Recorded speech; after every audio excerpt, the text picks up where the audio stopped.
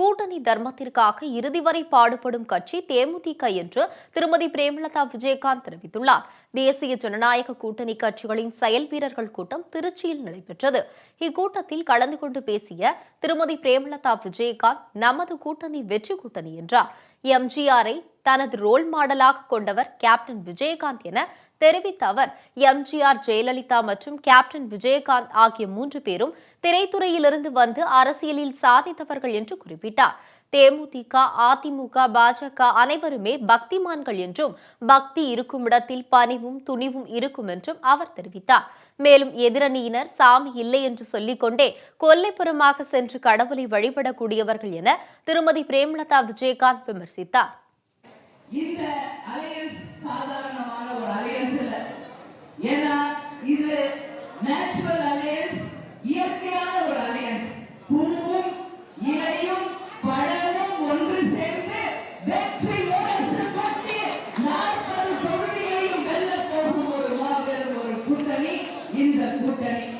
ஏன்னா புரட்சி தலைவர் எம்ஜிஆரை தன் வாழ்நாளில் ரோல் மாடலாக எடுத்துக்கொண்டு என்றைக்கும் நமது கேப்டன் அவர்கள் வாழ்ந்து கொண்டிருக்கிறார் என்பதை தேசிய முற்போக்கு திராவிட கழகத்தை சேர்ந்த அத்தனை பேருக்குமே தெரியும்.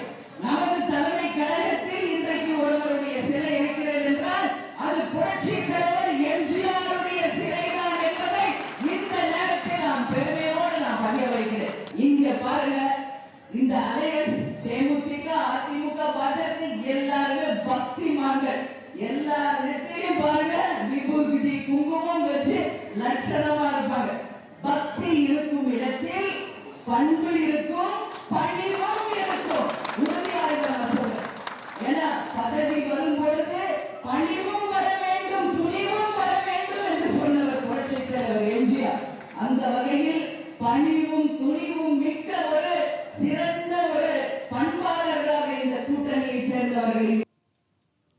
அதிமுகவின் இரட்டை இலை சின்னத்தை கைவிரலை உயர்த்தி காட்டினால் கேப்டன் விஜயகாந்தின் முதல் எழுத்தான வி உள்ளது என்றும், அது வெற்றியை குறிக்கும் சொல் என்றும் அவர் கூறினார்.